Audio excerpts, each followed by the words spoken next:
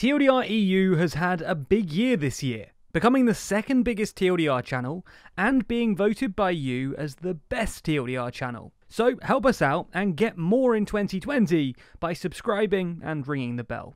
Once in a while, the European Union goes through a fundamental change, be it a new treaty, the accession of new member states, or a dramatic change in policy.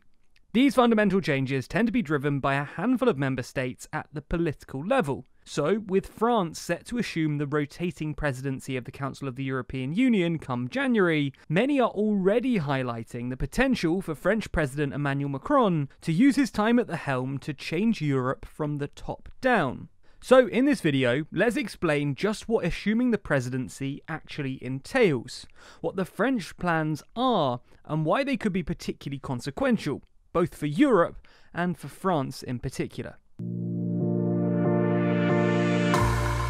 The first thing to clarify is what the presidency of the Council of the European Union actually is, which for simplicity's sake we'll primarily refer to as the presidency for the rest of the video. But it's worth noting that the presidency of the Council of the European Union shouldn't be confused with the presidency of the European Council. The latter is fixed and is currently held by the former Belgian Prime Minister Charles Michel. The European Council refers to the 27 EU heads of state, which is entirely different, but unfortunately basically named the same, as the Council of the European Union. This council isn't actually a single grouping, but refers to meetings of ministers from the EU member states in different configurations. For example, the Foreign Affairs Council, which sees the foreign ministers of each state meet to discuss, you guessed it, something to do with foreign affairs. Its presidency isn't fixed, but rather rotates through the member states, with each holding the presidency for 6 months. Germany assumed the presidency in July of 2020, Portugal in January of 2021, and Slovenia in July of 2022. France is next though, holding it from January of 2022. In terms of actual powers and responsibilities, the presidency has 2 main tasks: the planning and chairing of meetings in the Council, as well as the representation of the Council in relation with the other EU institutions. Again, while this might sound overly technical, the 2 roles actually bestow the presidency with quite significant agenda-setting power, something we already see in the French plans. Outlining his plans in a speech in Paris, Macron stressed the need for reform on 2 major policy fronts: economic policy and border policy. Macron said that we should move from a Europe of cooperation within our frontiers to a Europe powerful in the world, fully sovereign, free to make its own choices, and master of its destiny.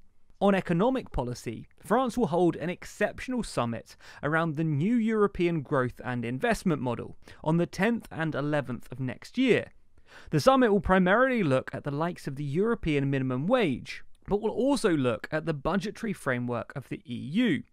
Currently, under the Maastricht Treaty, also known as the Euro Convergence Criteria, in order to join the Euro, a country must adhere to 4 main criteria, the most divisive one being the fiscal criterion, under which a member state's budget must not exceed 3% of GDP, and their government debt to GDP ratio must not exceed 60%.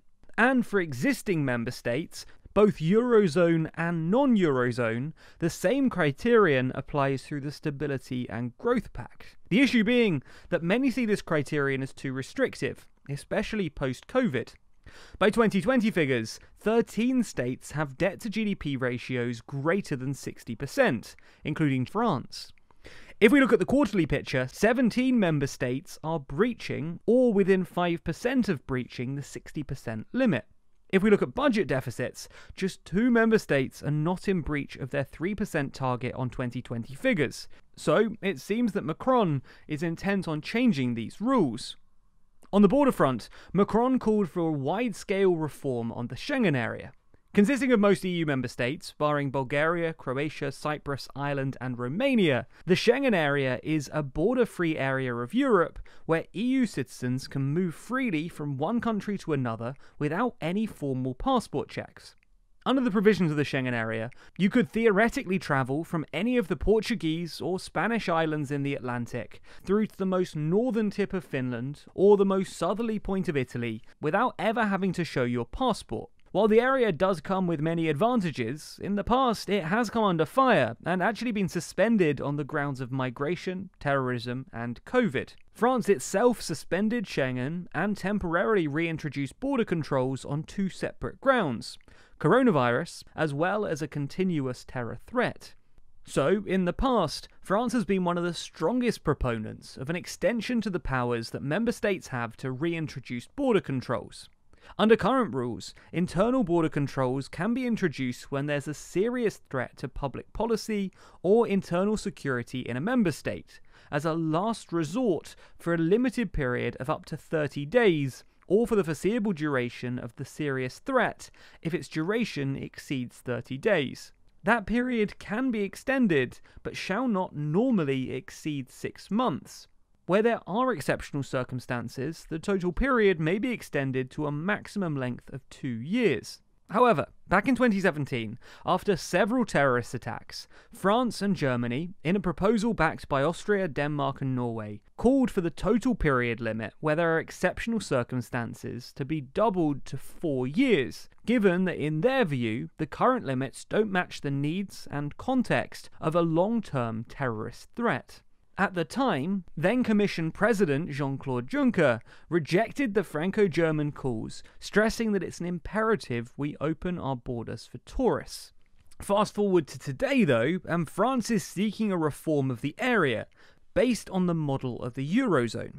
Rather than being a static thing that just exists, France wants to see political coordination through a political steering committee and regular meetings between ministers. France will also push for the creation of an emergency border support mechanism, drawing upon the EU's own border agency, Frontex. The mechanism would, ideally, allow for law enforcement and equipment to be rapidly deployed when and where necessary, say if a country begins to use migrants as a political bargaining tool, which is something clearly on Macron's mind, as he cited attempts at destabilisation and tensions including our closest neighbour when it comes to forced migration. Beyond these two major policies, Macron has also highlighted the need for strategic autonomy, one of Macron's favourite talking points over the last few years.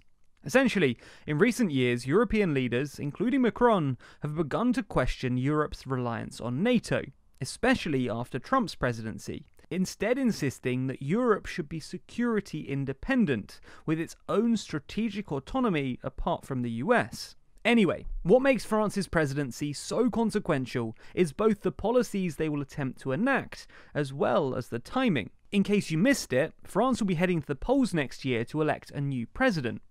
The first round will be held on the 10th of April, and assuming no candidate wins an outright majority, something that currently looks unlikely, the second round will be held on the 24th. This ultimately means that the French presidency of the EU is not just a formality for Macron, but a chance to appeal to a domestic audience, something that he's already doing in speeches on the topic. Macron, for his part, played down the interference of the French presidential race, stressing that France will remain France, no matter who wins. As Politico highlights though, whether or not Macron succeeds is in part dependent on whether Macron can prove to French citizens that the EU benefits them on a daily personal level. And that's important, because he is, by far and away, the most pro-European politician bidding for the presidency, with even the EU's chief Brexit negotiator, Michel Barnier, who recently lost the Republican primary, calling for France to take back control from Europe. To add to the drama, if Macron loses the election, not only will France see a new head of state, but the European presidency will change hands midway through the French term, with untold consequences. But what do you think? Is Macron appealing to a primarily European or primarily French audience? Do you think his plans are the right one? Should Schengen be reformed? As always, let us know your thoughts in the comments below. Also, be sure to subscribe to the channel and hit the bell icon to be notified every time we release a new video. Special thanks to our Patreon backers who make videos like this one possible. And if you want to see your name at the end of videos, then you too can back us on Patreon. The link to that is in the description.